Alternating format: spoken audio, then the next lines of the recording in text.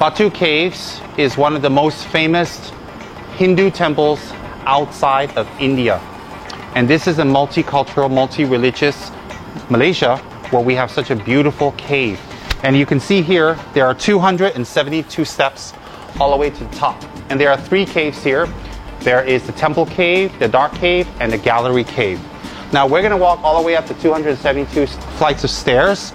And some of my friends said to me that it might be a good idea if I do this. But we won't mention their names. In any case, the whole reason, one of the reasons that the Hindus believe that you should have these stairs is because it's an act of penance. It's an act of having pain to purify your bad deeds so that you can get closer to God. So walking all the way up is an act of penance. It's also an act of worship. And you can see that the locals here, they actually walk up barefoot to show total respect. So we're gonna have penance here, you know, and I'm gonna walk up all these steps. And they're not as steep as they look, they're steeper. And they're not slippery at all. They're quite well made, firm and strong. But I'm not gonna walk up hands-free. I'm gonna walk up holding the railing, all right? So here we go. We're gonna walk up here, 272 flights of stairs of penance, worship, and respect. And you know, I mean, on the sideline, a lot of people actually come here to do exercise. Guess what? On second thought, I've decided not to walk up the stairs. If you guys can take a look. I think I'm gonna go down because I'm starting to feel out of breath and I can't tell you my story that I wanted to share. Today, we're at a very special spot. It's a very holy spot. It's a very blessed area. And it is in the Limestone Hills. And it's in Gombak district, which is 13 kilometers north of Kuala Lumpur. And the limestone caves behind me are 400 million years old. The caves are made of pure limestone, which is kind of soft, so it's easy to carve, but at the same time, it stays very strong. The cave is 400 meters long and about 100 meters high approximately. The caves were installed in 1980 by Mr. K. Tambusami Pillai, and it's promoted as a place of worship and a temple dedicated to the Hindu god Lord Murugan, which is the holy youngest son of Shiva and Parvati. And the statue is 140 feet tall, and it took 3 years to construct, and it was unveiled January 29, 2006. 800,000 devotees will visit during this special Hindu ceremony of Thai Pusam yearly. It is on the 10th month of the Tamil Hindu calendar, where people come here to do penance, they come here to do prayers, they come here to worship, they come here to make offerings. Besides being one of the holiest Hindu temples in the Southeast Asian region, it is also a huge place where tourists come to visit. And Hindu temples are very beautiful and very nice because Hindus are very open. They're very open, they're very easy, and they're very accepting. Anyone of any faith, of any religion, of any background, whether you believe or not, can visit this beautiful place. And as I'm walking, you can see how incredible this statue is, incredible the whole scene is. And you know, right nearby, you have beautiful, clean vegetarian restaurants, which are open from 7 a.m. to 9 p.m. daily. So after you do your worship, you can actually go and enjoy traditional South Indian vegetarian food. And nearby, they also sell beautiful, beautiful flowers to offer inside the temple. As I said, anyone can go inside the temple, anyone can visit anytime as you like. And it's open every single day until 8:30 p.m., meaning the main gates close at 8:30 p.m. Then you can't go up, but the outer area is open still. The gate that goes out onto the highway is closed at 9:30 p.m. Lord Murugan, as I mentioned earlier, is the youngest divine son of Shiva and Parvati. And he represents the manifestation of beauty, youth, masculinity, valor, and vitality. So being that he is the son of a supreme being, they believe that worshiping him, you worship all the supreme beings or God through him. So it's not just a multitude of gods, but it's a representation of something divine and holy in the form of Murugan. That is what I understood. If I'd made any mistakes, I do apologize. Now, I thought I'd introduce you to one of the beautiful tourist areas of Kuala Lumpur, and Gombak is just 13 kilometers away. It's quite easy to find, it's very famous. Now I wanted to tell you about my paranormal story of the evening. So this is where I'm going to tell you my paranormal story. And tonight to join me is my good friend and student of many, many years. And her name is Dr. Ruby, and she has been running the Kichara Soup Kitchen, which is one of the 14 departments of Kichara House. She, within this department, are in charge, basically handling 1,800 packets of food per week to the homeless, where Dr. Ruby has dedicated her mind, her spirit, and her soul to benefiting others within our center, within Kichara House. And I want to introduce you to her. Dr. Ruby, welcome. Thank you. I wanted to ask her a few questions because she is a local and I'm not, and that would be easier to answer. And I would like all my friends to take note, because in the future, if you visit, you'll be able to have some useful information. Now, where our center is, Kichara House, which is in Petaling Jaya, which is one of the suburbs here, how long do you think it would take to get over here if someone was to visit Kichara House and then come here? Oh, it shouldn't take more than 20 minutes because it's a highway all the way here. You only need to pay one toll, which is only 1 ringgit, and you'll be here. Well, that sounds very enticing, doesn't it? Now let's get back to why we're here. We're here to tell about stories. And Dr. Ruby, do you like ghost stories, paranormal stories, UFO stories, strange monsters that lurk in the deep, that hang out in the forest, and some in Kichara? Do you like those type of stories? Definitely. What's your favorite type of paranormal, you would say? UFOs. Do you believe in UFOs? I do, because I've seen a lot of documentaries on it, and it is real. You don't strike me as a type of person that actually watches documentaries on UFOs, but caught me off guard. So, have you ever seen a UFO? I've not been that lucky. Have you ever seen any aliens?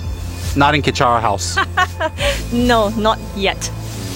Okay, not yet. Well, I'm going to tell you about a story, and Dr. Ruby likes stories, and I'm sure she's never heard this one, about an experience I had. Many years back, I had visited Seremban. And Seremban is a sleepy, nice, mediocre-sized town with very nice people, very hot. Well, I had a paranormal experience there. And when I was staying there, I was there for about a month. And I was giving some lectures and some talks and sharing with some friends. And what happened was, one day, one of my friends told me that there was a nun, a Mahayana nun, that wanted to see me. And I said, okay, that was kind of an unusual request. So when she came, I noticed the nun was in her 30s, looked all right, except she had very big eye bags. And she looked very tired, and she looked very not rested. And that took me off guard, because I thought, well, she must be working really hard, and I felt a little guilty because I don't work as hard as she does. But she looked very, very tired and maybe borderline sick to me. So when she sat down, she had told me that in her residence where she was staying, she's not able to sleep. And every single night, something in her room would open the door and then close the door, and open the door and then close the door. And this would go on the whole night. And I asked her, how long has it been? And she said about 5 months now. And she said that she has done, that's a sign from Seremban. But right on cue, actually, we didn't plan this, okay, it just happened. Can everybody still see me out there? Okay, I'm sure you can see me. Good. So anyways, what happened was really weird, because she couldn't sleep. And somebody kept opening the door and closing it, and she called many, many people to do rituals. And she had done rituals, and it just wouldn't stop. And it got worse because she would feel a presence inside her room touching her. Not in any rude way, but just stroking her and touching her. And she'd turn on the lights, there'd be nobody there. Nothing to see. So during the whole time, she didn't see anything, but she felt someone was in the room, and she physically saw the door closing, opening, closing, opening, closing, opening every single night. how to take care of this, and she was kind of desperate and she was kind of at wit's end. So she asked me how. So Tibetans have this thing called divination, where you can use dice to determine what is happening in the paranormal. But using the dice, you need to have some training. You need to engage in some meditational retreats, and you need to basically keep one of the meditational deities very close to you. For example, Manjushri. So I did dice divination for her, and it was detected that there is a male spirit there that's not there to harm her, but is disturbing her. So divination also came out that she needs to do a particular meditation related to the female Buddha, Ekazati. So I explained to her, she needs to do this puja, and she needs to do this practice, and she needs to do this amount of mantras, and is she willing? And she was more than willing. So what happened was we prepared, and I confer one particular rite. It's called the Ekazati initiation, or an initiation of Ekazati.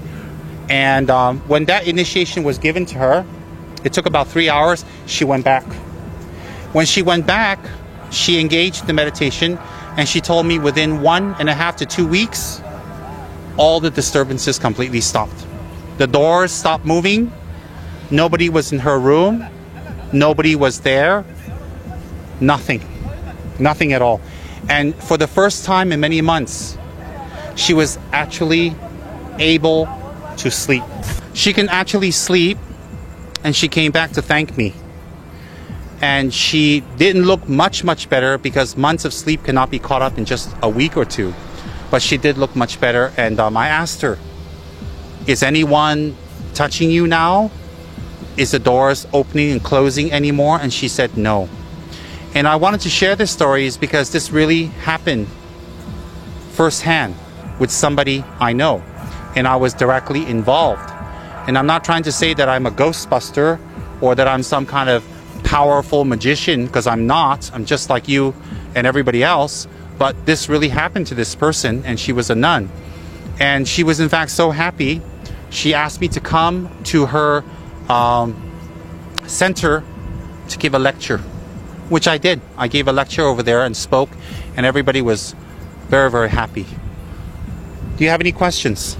Yes, besides, the movements, did her furniture move, or, what else actually happened? Did she describe more to you?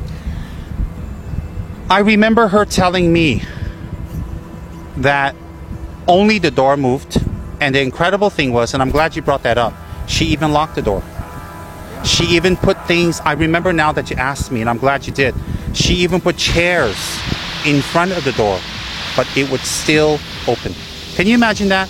In your room, alone at night, in a shop loft, nobody around, you're a woman, you're a lady, you're just a normal human being, and in front of you, next to your bed, you see the door open and close. And some people can say, well, it's wind, maybe the balance of the walls are a little off, maybe there's vibrations from a nearby lorry or truck. But look, she also put chairs in front. She also locked the door. How does the door unlock itself? How does a chair get pushed where the door opens? But anything else in the room, to answer your question? No. Nothing else was touched. And did it happen at a specific time every night? Because, those days when we read ghost stories, they always say that, ghost only appears after 12. Our parents used to tell us, you must come back, before 12 o'clock, because after that the ghost will be all over. Well, let me think. Your questions are making me think. She did mention, curiously enough, after midnight. After midnight, and before what time, like 3, 4 a.m., I don't recall, but it was very late in the night. And she said every single night it happened to her. All right? And this didn't happen like during our Chinese 7th month, where all the ghosts are all over. Well, the Chinese 7th month is interesting. That's where the Chinese believe that all the spirits from hell not as in hell as in purgatory hell in a Western Christian Judeo sense of hell. It's more of a hell where people go to after they die, where they're released on the 7th lunar month, where people come out to receive some respite and some incense and some food and some offerings. No, it happened every day, every single month, and all the time. Did you Would you be scared if you were in that situation, or you would just ignore it? No, I think I'll be really scared. But, she's really lucky to have found you. Let's put it this way. I wouldn't attribute it to myself, but I would definitely attribute to this Buddha called Ekazati, who has one face, is dark smoke colored, with 3 eyes, holding implements of protection, and sitting in a position that she's ready to get up and help anytime. And I would attribute it 100% to that.